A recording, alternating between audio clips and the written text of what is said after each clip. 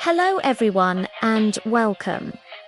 In the next 10 minutes, we're going to break down the entire business of trucking, from a single truck to a massive fleet. If you've ever wondered how trucking companies actually make money, what their biggest costs are, and how they survive in such a tough industry, you're in the right place. We cover everything from revenue per mile and cost structures to the impact of technology like electric and autonomous trucks. We'll even do a detailed step-by-step calculation to see how much one truck can realistically earn. By the end of this video, you'll understand the key numbers and strategies that separate profitable carriers from those that struggle. So let's get into it. At its core, the trucking industry is all about moving freight from point A to point B. It sounds simple, but it's a capital-intensive, high-volume business with notoriously thin profit margins. Revenue is usually measured per mile for full truckloads or by weight for less than truckload shipments. There are two main players: asset-based carriers, who own their own trucks and trailers and handle all the operational costs, and asset-light brokers, who act as matchmakers, connecting shippers with carriers without owning the trucks themselves. The biggest drivers of revenue are freight rates, which can be volatile on the spot market or more stable with long-term contracts, and utilization, which is just a fancy word for how many paid miles a truck drives. Empty miles, or deadhead, are a killer because they generate costs but no revenue. And of course, the whole industry is tied to the broader economy. When GDP and manufacturing are up, there's more stuff to move, and when a recession hits, shipping volumes drop fast. Now, let's talk about costs. For a typical long-haul truck, costs are relentless. We can split them into two buckets: variable and fixed. The variable costs change with every mile you drive. The biggest one is fuel, which can make up a quarter to over a third of all your operating costs. And its price is constantly changing. Next up is driver pay, which is just as significant. Then you have maintenance, tires, tolls, and permits. On the other side are the fixed costs. These are the bills you have to pay every month, whether the truck is moving or not. This includes the truck payment itself, whether it's a loan or a lease, and insurance, which is a huge and consistently rising expense. Finally, you have administrative overhead like dispatchers, safety compliance, and office staff. Keeping a tight grip on every single one of these costs is the only way to survive. Alright, let's put some real numbers to this with a worked example. This will show you just how tight the margins can be. We'll make a few reasonable assumptions. Let's say a truck earns $2 per revenue mile and drives 120,000 miles a year. With fuel at $4 a gallon and the truck getting 6 miles per gallon, fuel costs about 67 cents per mile. We'll assume driver pay is 60 cents per mile and maintenance is 20 cents per mile. Let's do the math. Annual revenue is simple. $2 per mile times 120,000 miles equals $240,000.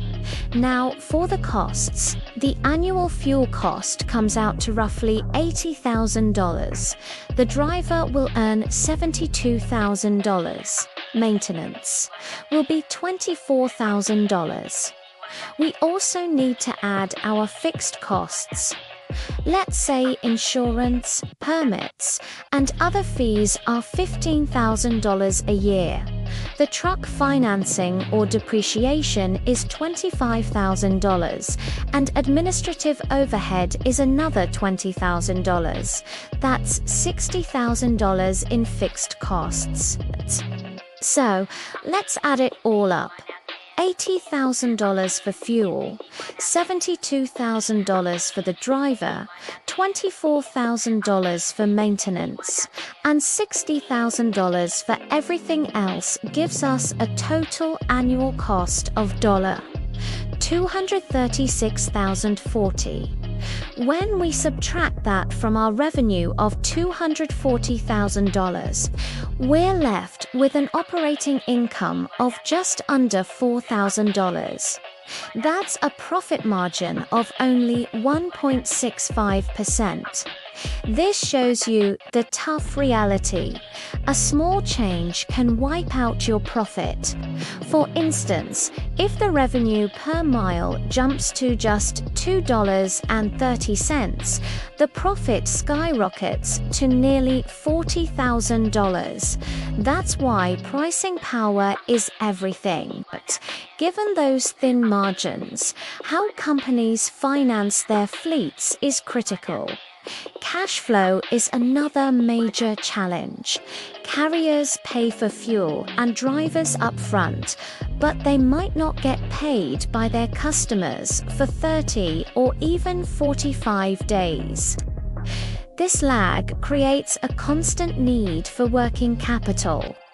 Many smaller operators use fuel cards or factoring companies, which buy their invoices at a discount just to keep cash moving. Add in seasonal rushes and the need to replace expensive trucks every few years, and you can see why managing cash is a full-time job. To manage all this risk, carriers use different pricing strategies. The spot market offers high rates when demand is strong but can collapse in a downturn. Long-term contracts with shippers provide predictable revenue, even if the rates are a bit lower. The most stable model is a dedicated fleet, where a carrier dedicates a set of trucks to a single large customer, which minimizes empty miles and creates a steady workflow. So, how do investors and operators measure success? They watch a few key metrics, or KP is revenue per mile and cost per mile are the basics.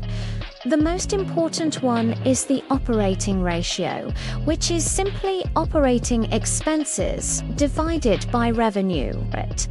A lower number is better. An operating ratio of 95% means you have a 5% profit margin. In our example, the operating ratio was over 98%, which is not sustainable. Other key metrics include miles per truck, the percentage of empty miles, and driver turnover rate. Of course, the industry is full of risks. Fuel price spikes, a shortage of drivers pushing wages up, new regulations, and economic recessions are constant threats. Smart companies mitigate these risks.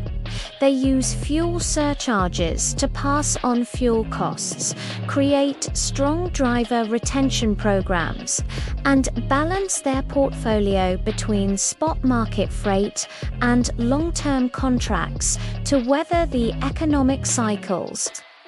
Finally, let's talk about the future. Technology is shaking things up. Telematics systems that optimize routes and monitor vehicle health offer an immediate return by cutting fuel costs and reducing downtime. Digital freight brokers are increasing competition and squeezing margins. And then there are the big ones. Electrification and automation. Electric trucks promise to dramatically lower fuel and maintenance costs, but the upfront cost is huge, and the charging infrastructure is still being built. Autonomous or self-driving trucks could one day solve the driver shortage and allow for 24/7 operation. But we're still many years away from that reality. So what's the takeaway? For operators, success comes from discipline. You have to maximize utilization, control every penny of cost, and secure stable contracts. For investors, the best bets are carriers with low operating ratios, a diverse customer base, and a clear strategy for technology adoption. Trucking is a tough, cyclical business, but for those who get the formula right, it remains the backbone of our economy and a source of incredible opportunity. And that's a wrap on the economics of trucking. I hope this breakdown was helpful. If you got value from this video, please hit that like button and be sure to subscribe and turn on notifications so you don't miss our next one. Thank you so much for watching, and we'll see you in the next video.